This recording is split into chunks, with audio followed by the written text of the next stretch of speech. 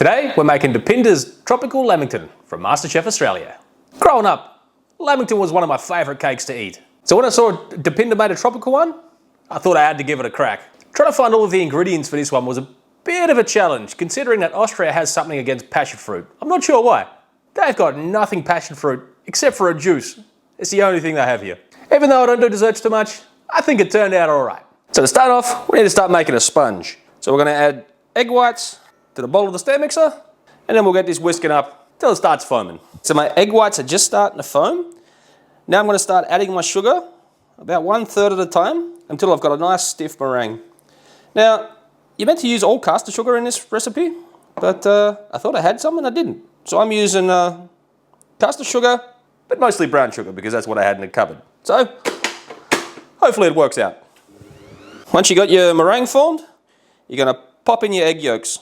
Now we're just going to mix these just until it combines. I'm going to use the machines, but I wouldn't do it any more than that. So just a little bit, just enough so it combines. Once you have your egg yolks mixed in, you want to get your bowl off of the stand mixer because you're going to mix the flour in by hand so we don't overmix and knock all this air out we've just created. Right, the next step is going to add the dry ingredients, which is just some flour, cornstarch.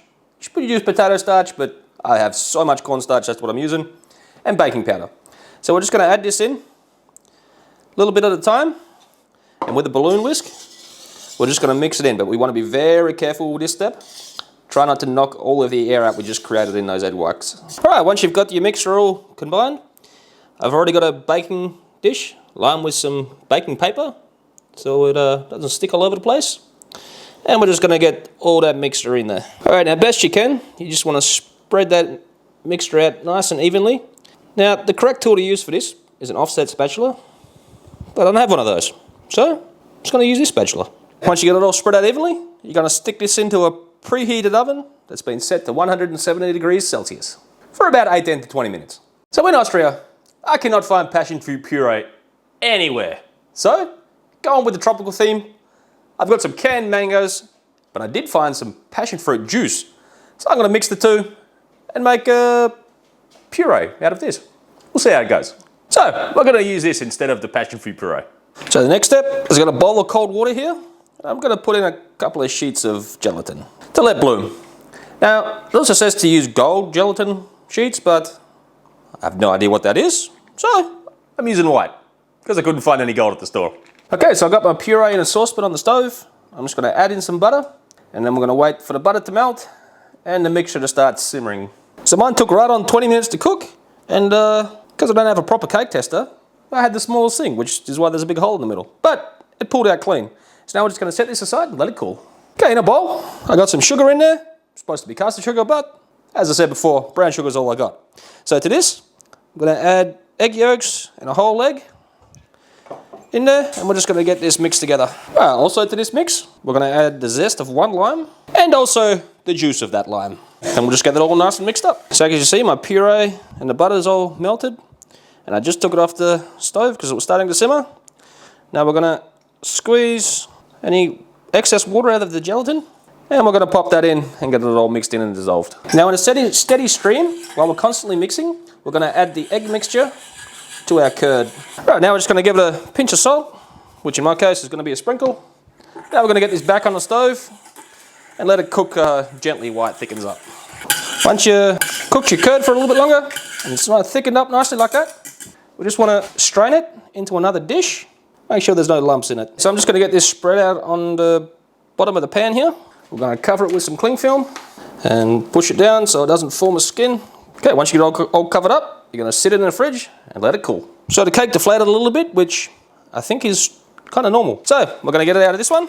We're going to place a piece of baking paper on the top, and then we're going to flip it onto another one, into another tray, and hopefully it just slides on out like that. Now I should say that I did put some oil, spray oil, underneath this piece just so the baking paper would stick. I don't think I mentioned that before.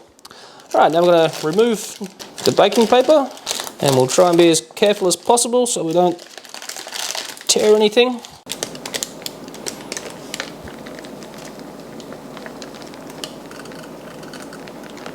It feels nice and fluffy, but we're going to set this in the fridge, let it cool down, and then we'll crack on with the rest of the stuff. For the mango and passion fruit compote, we're gonna add a cheek of mango, which I couldn't find any fresh mango either, so we're using canned. I think 3 of those slices is about a cheek. And then we're gonna be adding what should be passion fruit puree, but we're using juice. It's gonna be fun. I should also be adding 2 tablespoons of custard sugar, but because I'm using passion fruit juice, I'm just gonna add half that amount, because otherwise it might be too sweet. Now I'm just gonna let this cook down a little bit. Also gonna add the juice of half a lime. For the cream cheese frosting, we're gonna add some softened butter and some cream cheese to the ball of a stand mixer. Then with the paddle attachment, we're gonna mix it till it's nice and fluffy. Okay, once you got it all mixed together, we're gonna add some icing sugar, and we're gonna get that all mixed up. Okay, also to this mixture, we're gonna add a 1/4 cup of some of that passionfruit curd we made up earlier. For my stand mixer, the mixer is a little bit too less, so I've got it mostly mixed together. I'm just gonna finish it off by hand to make sure there's no lumps in here. So in hindsight, I probably should have sifted the icing sugar in there because it's a little lumpy. But I whisked the absolute bejesus out of it by hand, and I'm happy with it. So we're gonna set this aside till we're ready to use it. So once your compote's thickened up, it's ready to go. One thing I did note about this, because I used passion fruit juice, I let it cook down a lot more so it would thicken up. And also, the mango should have been cut up into small pieces, but I didn't. So I just broke it up with a wooden spoon as it was cooking down, and then that should be all right. So I'm gonna set this aside in the fridge, let it cool down completely. The next thing to make is the white chocolate ganache. It's summertime here in Austria at the moment, and it's quite warm in my house. My chocolate's already starting to melt, and my coconut cream. So I'm just gonna pour it all into a bowl, and then whisk it together. Also, couldn't find any coconut essence while I was at the shop, so I'm just gonna add a bit more coconut cream, and yeah, we'll go with that. I've got it all in a bowl, and I'm just gonna mix it up till it's nice and smooth. So you're looking for a nice smooth consistency like this with your ganache. Now I don't actually own a microwave, and I did have to set this over a double boiler, just so it melted and come together nicely. For the toasted coconut, I've just got some shredded coconut here. Gonna pour it into a fry pan, and we're just gonna toast this off till it's nice and golden brown. Once you got a nice toast on your coconut, you wanna put it into another dish, preferably one big enough where we can dump the lamingtons in later on. Because my pan was a different size to the one used in the recipe, I'm gonna make 3 lamingtons out of this. So I'm gonna cut twice in here and then once in the middle. So I've put them back in the dish here because we've got to set this in the freezer in between so it keeps nice and cool. But onto each one, we're gonna spread some of the curd. So you're probably better off using an off-spread spatula, but this will work just fine. So we're going to spread a nice healthy smear on each one of them. Now we've got the cream cheese frosting. We're just going to add these to 3 of the pieces. So again, probably better to use a piping bag, but I'm going to just gently put it on with a spoon because this is not the MasterChef kitchen. And now I'm just going to go along and put a bit of a bigger border around the edges so then we can put the compote in the middle and won't leak out everywhere. Now in the center of our little dam we made, I'm just going to put a nice dollop of the compote. Now we're going to set this in the freezer for about 5 to 7 minutes just to let everything firm up a little bit. Lamington's been in the freezer for, I don't know, 5 to 7 minutes or something like that. Now we're just going to spread some more cream cheese frosting on the top side of these little cakes here. Now simple enough, we're just going to put them together. Just like that. Alright, now we're just going to set them back in the freezer to firm up a little bit. So they've been firming up in the freezer. That comes, in my opinion, probably the most messiest part. So you're going to pick up one of your lamingtons, you're going to dip it in the chocolate ganache and get it all nicely coated. And then from there, let it drip off a little bit and then into the coconut. I'm just going to wash my hands real quick so I can get it coated in coconut. Alright, then we just go around and get it well coated with the coconut all over. Once you got it all covered in coconut, you're ready to eat it. I may have added too much filling to the middle, so I'm pretty sure this is going to be a messy one. We'll give it a go anyway. It's been a long old time since I've had a lamington.